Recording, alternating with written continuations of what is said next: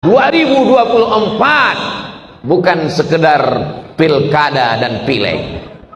2024 adalah 100 tahun penghancuran Islam. Tapi apa yang terjadi di Turki setelah 100 tahun? Kurang 2 tahun. Sekarang 2022, 2 tahun lagi 100 tahun, 1 abad lamanya. Apakah Islam hilang? Apakah anak muda sekuler? Masya Allah, tabarakallah.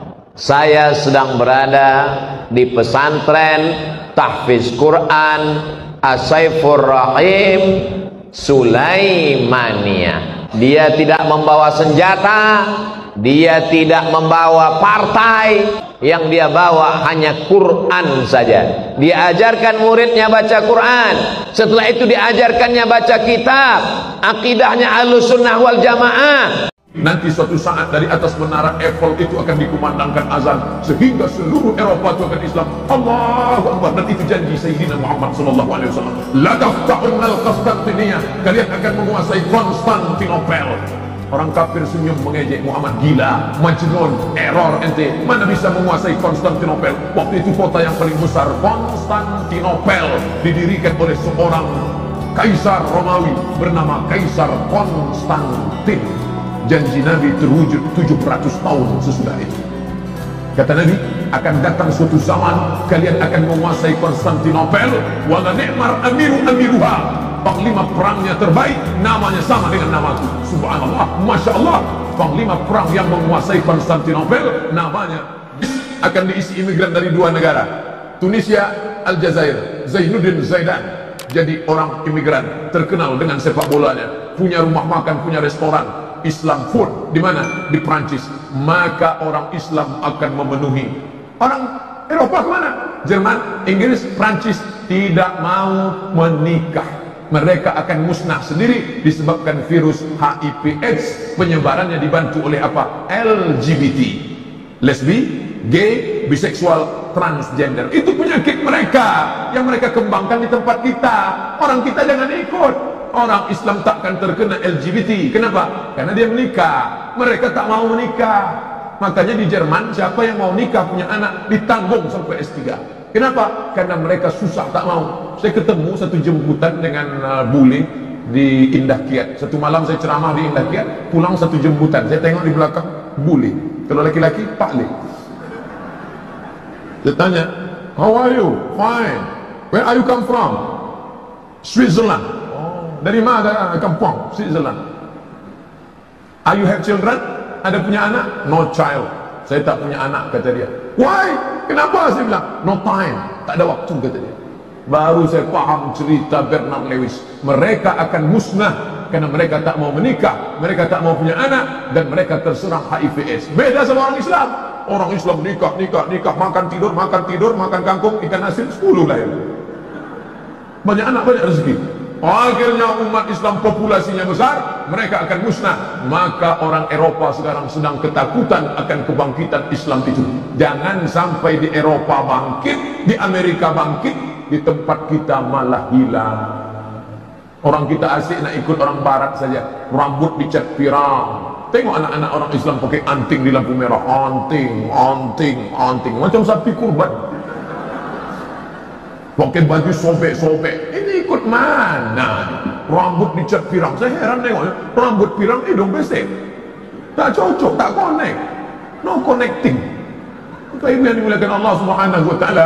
Oleh sebab itu, maka anak-anak kita ini mesti kita jaga. Al-Islam ya'lu, Islam tetap akan tinggi. Wa la yu'la alaih, Islam akan terbang tinggi di atas menara Eiffel. Kita bermimpi nanti suatu saat dari atas menara Eiffel itu akan dikumandangkan azan sehingga seluruh Eropa itu akan Islam. Allahu Akbar. Dan itu janji Sayyidina Muhammad SAW. La taftahunal Konstantinia, kalian akan menguasai Konstantinopel. Orang kafir senyum mengejek Muhammad, gila, majnun, error ente, mana bisa menguasai Konstantinopel. Waktu itu kota yang paling besar, Konstantinopel, didirikan oleh seorang kaisar Romawi bernama Kaisar Konstantin. Janji Nabi terwujud 700 tahun sesudah itu. Kata Nabi, akan datang suatu zaman kalian akan menguasai Konstantinopel. Wala ni'mar amiru amiruha, panglima perangnya terbaik, namanya sama dengan namaku. Subhanallah, Masya Allah. panglima perang yang menguasai Konstantinopel namanya Muhammad Al-Fatih. Makanya ada jamaah kita dikasihnya nama anaknya. Siapa nama anaknya? Muhammad Al-Fatih. Aku ingin dia mancung macam Muhammad Al-Fatih, rambutnya ikal, badannya tegap, meneriakkan Allahu Akbar. Begitu lahir hitam pesek pendek. Yang diikut itu bukan fisiknya, yang diikut itu mentalnya. Memang casingnya hitam pesek pendek kurus, tapi mentalnya, mental Muhammad Al-Fatih. Setiap sore ayah Muhammad Al-Fatih memandikan anaknya. Ketika dia mandikan di tepi sungai, apa kata dia? Nak, pandang menara Konstantinopel. Ya, kau akan membebaskan kota itu menjadi kota Islam. Dimandikannya anaknya. Nak, pandang Konstantinopel, kau akan membebaskan kota itu menjadi kota Islam. Setelah Muhammad Al-Fatih remaja dewasa menjadi panglima perang, ingat dia cerita ayahnya, aku harus membebaskan kota itu. Akhirnya dikuasainya Konstantinopel, dirobaknya menjadi kota Istanbul. Bapak Ibu pergi nanti program Turki, umroh Turki ke Istanbul. Ujung-ujungnya Ustaz Somad ngajak umroh rupanya. Tidak, saya tak ada program umroh. Ikutlah bersama ustaz yang lain ke sana nanti menengok bagaimana kota Konstantinopel direbut oleh umat Islam. Tapi ada satu prediksi Nabi. Nabi itu seorang futurolog, future, masa depan. Visi misinya ke depan, 700 tahun ke depan. Ada satu yang belum terwujud. Apa kata Nabi? Rom. Kalian akan menguasai Rom. Rom itu di mana? Romawi adalah Eropa. Kalian akan menguasai Eropa. Bibit-bibit kebangkitan itu sudah ada. Maka anak ibu yang hebat bahasa Inggris, mantap. Anak ibu kuliah di mana? Cambridge University, London. Anak bapak kuliah di mana? McGill University, Kanada. Anak makcik kuliahnya di mana? Sorbonne University, Paris, Perancis. Mantap. Otaknya Al-Quran, hatinya iman dan Islam, bahasa Inggrisnya mantap. Ini anak-anak umat Islam ini enggak gaya barat. Dia tak bahasa Inggris mengangguk. Where are you come from? La ilaha illallah. SMP 3 tahun bahasa Inggris, SMA 3 tahun bahasa Inggris, kuliah 4 tahun bahasa Inggris, 10 tahun bahasa Inggris. Naik pesawat yang bisa ditangkap cuma 3. Good morning, ladies and gentlemen, thank you. Silakan. Makanya tidak ada yang bisa menguasai Islam ini ke depan. Orang yang hebat bahasa Inggris, hebat bahasa Arab, Asmaul Husna di kepalanya. Setiap dia diajak ke Masjid Agung, dia ingat Al-Muhaimin, Al-Jabbar, Al-Mutakabbir, Al-Khaliq. Kalau saya baca Al-Asmaul Husna ini kuat suaranya. Al-Muhaiminul Azizul Jabbarul Mutakabbirul Khaliqul Bari'ul Musawwirul Wafat. Kemarin 2 hari yang lalu acara pesantren Ramadan dengan ibu-ibu pengajian di Panam.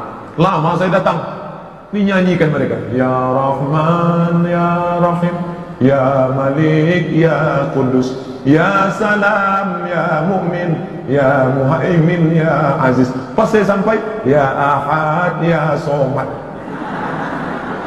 Bapak Ibu yang dimuliakan Allah, seni kaligrafi Islam. Anak ibu punya bakat seni, silakan tengok cantiknya, masya Allah. Innama ya'muru masajidallah man amana billahi wal yawmil akhir wa aqama sholata wa ata zakat wa lam yakhsha illallah fa asa ulaika yakuna minal muhtadin. Surat At-Taubah ayat 18. Kapan ini ditulis? 18 Maret 2003, tanggal 14 Muharram 1423. Yang menulisnya siapa? Muktamar. Ustaz kok tahu? Itu tanda tangannya, Muktamar. Meninggal orangnya, sekarang masih hidup. Anda meninggal, tulisan tetap ada. Siapa yang meloloskan APBD-nya? Siapa? Ini menolong agama Allah. Tolong agama Allah dengan kekuasaan yang ada di tangan kita. In tansurullah, kalau kau tolong agama Allah, yang surkum, dia akan menolong kamu. Wa yuthabbit aqdamakum. Yang punya tanah, ibu punya tanah, ya, tanah apa nih? BKOE, tanah apa nih? BKMT. Dirikan di atasnya, tak banyak, 3 lokal saja.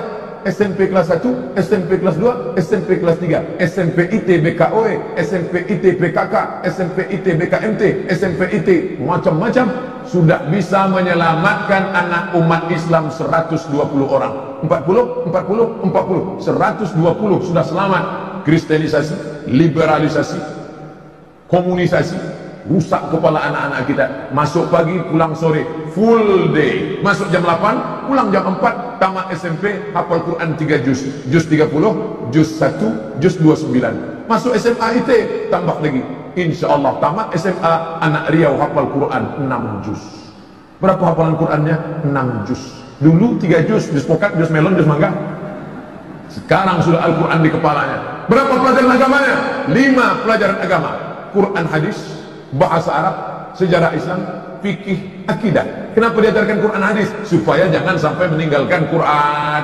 Kenapa diajarkan bahasa Arab? Supaya dia ngerti apa yang dia baca dalam sholat, supaya dia paham apa yang dia baca dalam Yasin. Tak ada orang sholat pakai bahasa Inggris. Sampai hari ini belum ada orang Riau sholat pakai bahasa Inggris. Inna sholati my praying, wa mahyaya my life, wa mamati my die, lillahi ta'ala for you oh my God.